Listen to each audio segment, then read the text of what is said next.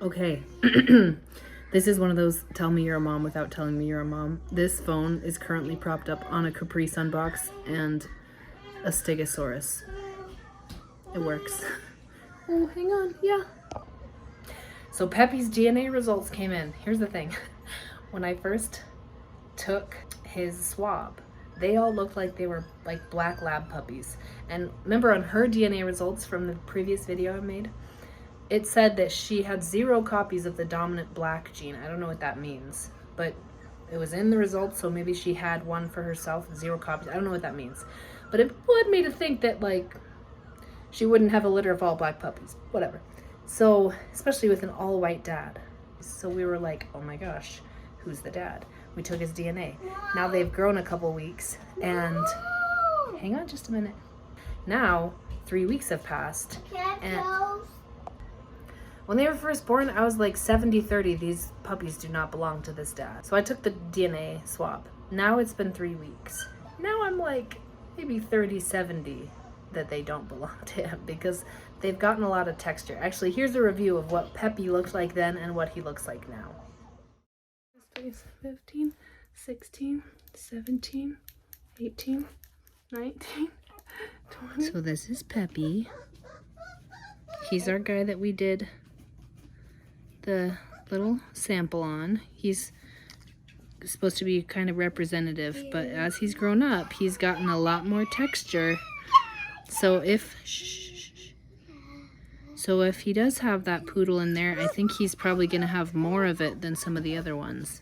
And look how big he is compared to how little he was when we took the sample.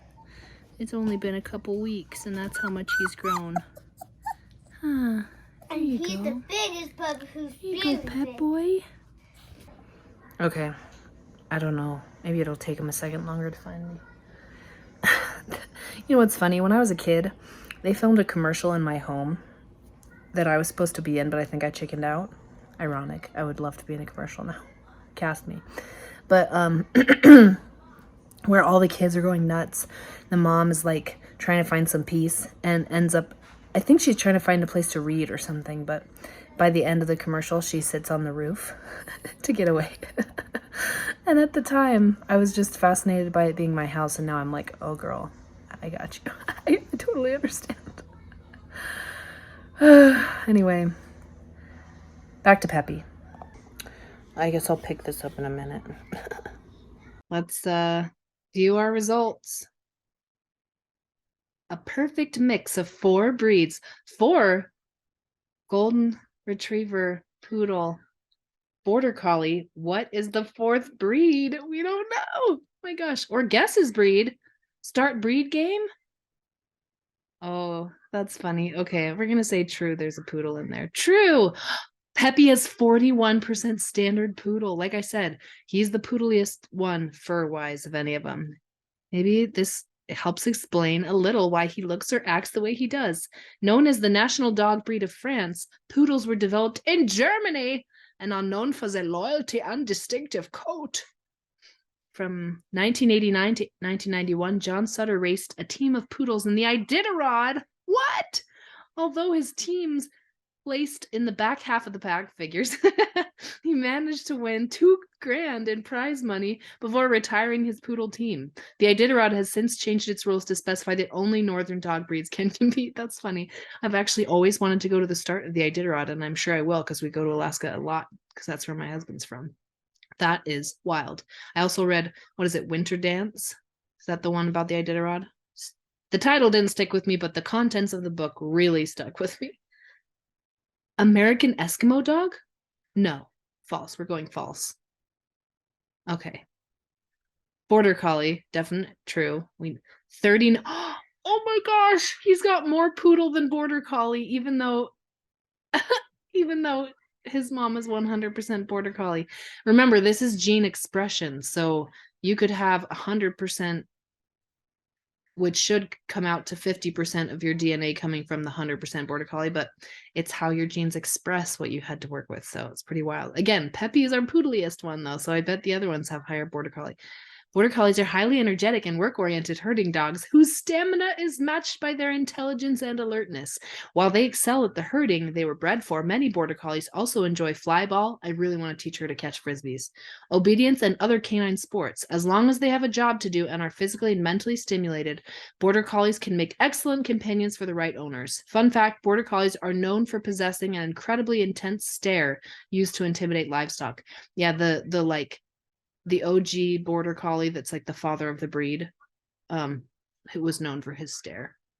Instead of like Aussies will use their teeth to herd sheep, Border Collies use their eyes. Weimaraner? No. False. Black and tan coonhound? False. Okay, one more question. Australian Shepherd? Is that going to be the other one? I don't know. Should I say true? Oh my gosh. He has 10% Australian Shepherd. Where did that come from? Maybe this helps explain a little why he looks or acts the way he does. Australian Shepherds are an energetic mid-sized breed that make the perfect companion. Australian Shepherds rose to popularity and fame as rodeo stars. After the First World War, people flocked to the West and to watch exhibitions that showcase these very talented canines. What's happening? Oh my gosh. Okay, great job. View breed results. I earned that by taking that quiz. Okay. Peppy's care resources are here. I almost said results. That's why I said that word like that. Health information for your dogs. It says unique as he is. It's too bad we don't have these results for every pup, but we only picked one because we are not made of money. Vet reviewed product recommendations based on breed makeup test results. Oh, based on breed makeup. I thought that was like breed makeup, like makeup that's just for your skin. Okay. No, I don't want to see the care resources. I want to see the breed and ancestry. Oh, summary. Let's go with summary. Oh my gosh. What is interesting. A sleeper Aussie in there, more than the golden retriever. That is so interesting. Someone please comment if they know more about how these genetic expressions and breeding works, because obviously like if you go to develop a certain dog breed, you're developing, like with each generation you're picking the individuals that represent the qualities you want in the ultimate breed. But that means that somewhere along the line there were other breeds in the mix. I'm kind of pleased that there's 10% Australian Shepherd. If I ever was going to actually breed Tilly, I had intended to breed her with my sister's dog, Copper, who is an Australian Shepherd. And so the fact that there's this little Australian Shepherd in there is like, ooh. And I feel like this probably means that Bruce is the dad because of that poodle and golden retriever in there, but I don't know. I mean, where does the Aussie come from? Someone comment and explain. Explain it to me. Oh my gosh. Okay. Unlock health and traits. Oh, what? By unlock, you mean upgrade. Let's see. No. Oh, I thought that it already came with the one that I bought. Let's go back. Health summary. Relatives.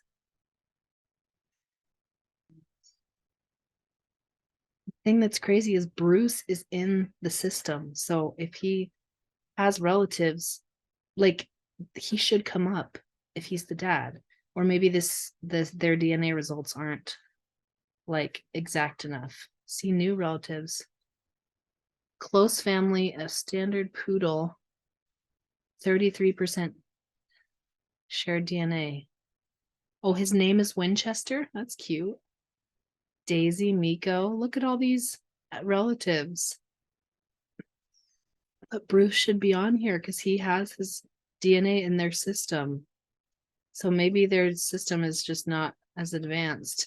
I know that I did my DNA results with Ancestry, and I feel like my results have completely changed since they originally gave them to me.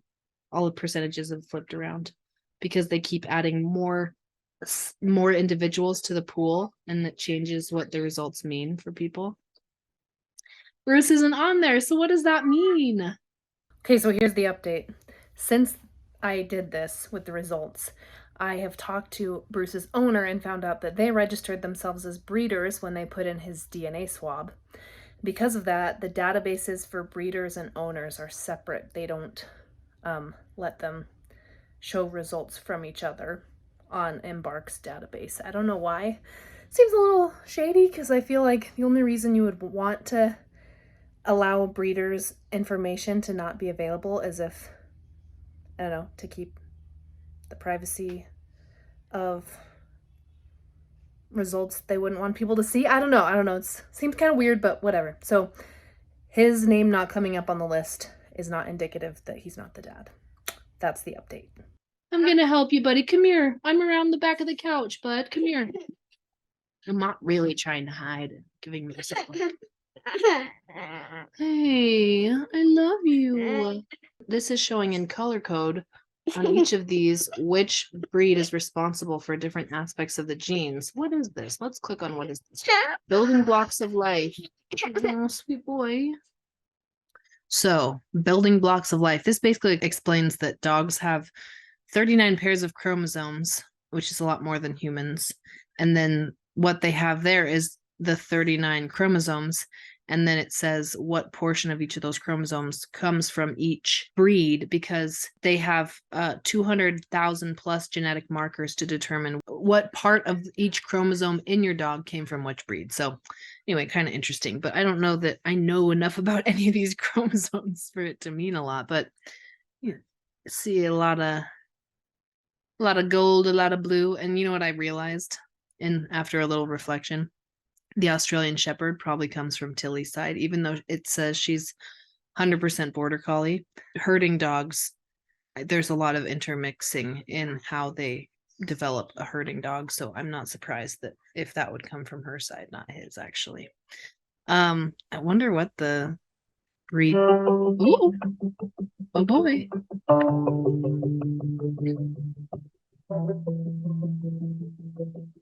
Oh, it's kind of cute to have his name on the screen, actually. Huh.